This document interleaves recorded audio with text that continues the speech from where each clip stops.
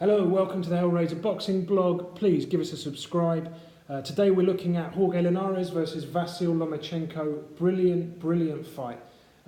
Two guys that I think have got a genuine claim to being certainly the best in their divisions, if we could put them into one division, both of them, even being the sort of top 1, 2 or 3 pound for pound. I mean, even in their weight class, you've got Mikey Garcia who's sort of floating up and down. I think the winner of this has to fight Mikey Garcia, and that will be a blockbuster. And this fight, because it's not, and there's neither of them is an American, you've got a Ukrainian against a Venezuelan, it's not really reaped the acclaim that, if it had been two Americans of this level, standard, boxing each other, this would be the fight of the year. I mean, it probably is from a boxing point of view the fight of the year anyway, but in media terms, I'm talking about, it hasn't received that sort of acclaim. So let's look at the fight. You've got, obviously, two very highly accomplished fighters boxing for the WBA, right, this is the WBA Super World title at lightweight. Not super lightweight title, it's the Super World title at lightweight.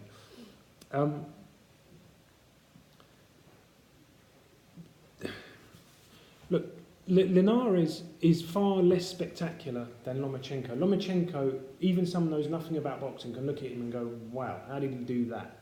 You know, he brings his right hand and lands it on the other side of the guy's jaw, thanks to the movement of his feet, because he's so quick and accurate, and velocity of his punches is so unbelievable that he managed to carry that off. And I've seen him do it more than once. And with the left, the same. You know, I mean, he's predominantly a southpaw, but he can switch. There's nothing that he can't do, seemingly, this Vasyl Lomachenko. Linares is far less spectacular, very effective fighter. I mean, we had him in our gym in Limehouse when he prepared for Kevin Mitchell. And at first I just thought, okay, this Linares guy, I have heard of him. He got stopped a couple of times early in his career, and I thought, okay, Kevin Mitchell was going to do a number on him. From day one I saw him in the gym, I was so impressed. Like I say, he's not particularly spectacular, but he's extremely effective. He cuts the space down, and he can stand in front of an opponent and just not get hit. He just has an ability. I mean, if you watch in slow motion the fights, I mean, it's unbelievable. He can stand right in front of a guy, and he has that movement that allows him to stay there without getting hit. I actually think he is. I mean, in terms of let's look at the betting value. So I'm going to give you the betting odds from Star Sports, which is like one of my favourite bookies at the moment. So Star Sports offer 1-9 Lomachenko win, 25-1 the draw. Draw probably isn't such a bad call in this fight. I'll tell you why. Because you've got two guys that move a lot, that are both used to being faster than their opponents on their feet, and here they're going against someone equally as fast as them, as you like. So they're going to realise when they're in there, I can't just do what I want here. They've got to go, and because they're both going to want to get their foot outside of each other and be outside of their comfort zone and rushing, and as soon as they realise how quick the opponent is, right, they're going to realise they've got to take risks, they've got to go 100 miles an hour, and could well get clash of heads, and that would give you the draw. Draw, Star Sports 25-1.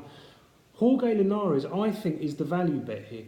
I'm not going to bet on the fight. I'm going to tell you I'm not going to bet on the fight, because actually I lean towards Lomachenko to win. But I think it's a far fight. I mean, everyone I've not heard one person tell me, oh, Linares beats Lomachenko. Not one. And I've asked, I'm really interested in this fight. I've probably asked like maybe 30 people that work in the boxing industry, and every single one has said Lomachenko. And I think why? Because Lomachenko, you notice how good he is, because he's so spectacular and he does things so visibly. I mean, it's incredible to watch him box. Linares doesn't look so spectacular. You don't look at him and think, like, it's incredible, but he's so effective, and what he does is so everything's premeditated, so meticulous. He is very well organised. I mean, when I saw him with in our gym, he was constantly, everything was meticulously organised. He was from his groundwork, his stretching, his warm-up, his bag work, the repetition, the muscle memory he was building. You could see exactly for Mitchell what he was planning to do. And the tactics actually proved very effective. You saw Kevin Mitchell maybe take the lead in terms of points in the fight, but despite the fact he was racking up points, you could see the pace of the fight and the way that Linares seemed to be dictating that pace. He was maybe in first gear while Kevin was in third or then fourth gear. And he was very good every time Kevin stopped working, even some clumsy punches going in, because he was so quick with his feet that he could get those shots in. And that forced Kevin to keep working every time he caught him, and that forced Kevin to burn out, if you like, in the fight. So will he be able to do that against Lomachenko? I think probably it's going to be difficult to judge because we don't know. I mean, Lomachenko's so fast. I'd say the fastest person he boxed was Rigondeaux, Guillermo Rigondeaux. But I don't use that fight as a yardstick, and I'll tell you why.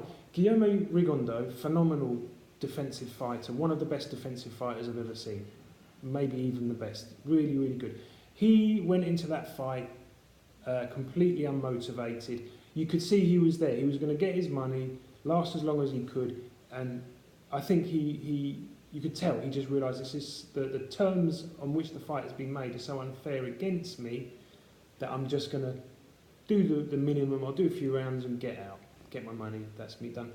And it's hideous, really, to see a guy that's that talented, unbeaten as a professional,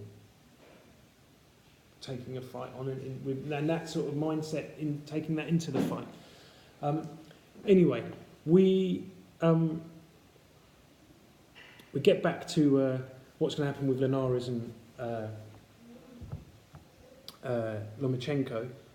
I think Linares is the value bet, but I'm not going to bet on the fight. I'm telling you, I mean, I love it. Like last week when we had Bellew against Hay, I was trying to persuade people that have never bet in their life before, go and bet, go and put your money in. And you know, there was odds of 6-1 on Bellew for the stoppage, and it was by far the most likely. Watch the blog that I did last week. Quids in. Right. So anyway, back to Linares and Lomachenko.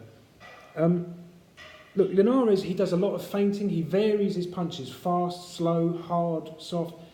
He actually changes his angles also, not as spectacularly as Lomachenko does. Lomachenko with his feet, he's like I say, you watch his fight, as soon as it's over, you want to rewind it and watch it again. And every time you watch it, you see something new that he's done and just go, wow.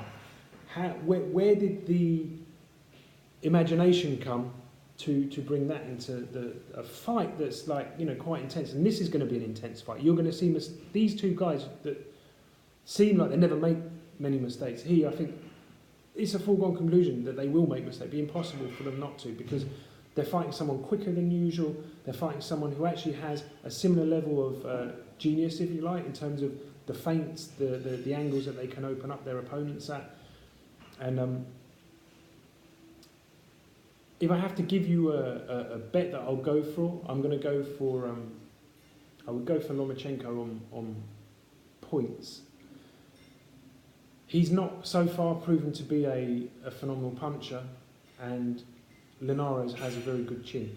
That's why I go for him on points. But I don't think it's the foregone conclusion, and I think there is definitely value there if you were to lay Linares, because I think he's got a much better chance. And if you look at, like I say, the Salido fight, Salido uses as many tactics as he can. You know, you've got punches going around the back, punches going drifting low, all to drag Lomachenko outside of his comfort zone. And I think Linares is a better version of Salido. I think he will do that even more. The thing is, Lomachenko's probably improved since that first fight. He's certainly got used now to the longer rounds and the longer distance of the fights. And going to be fascinating, so I'll definitely be watching. Please, guys, drop me your comments. I love reading your I mean, look, with Bellew against Hay, I got the most dislikes, the most abuse ever. But I still loved it. I thought, okay, it's interesting to hear people's opinions. I noticed that none of them came back to comment after the fight.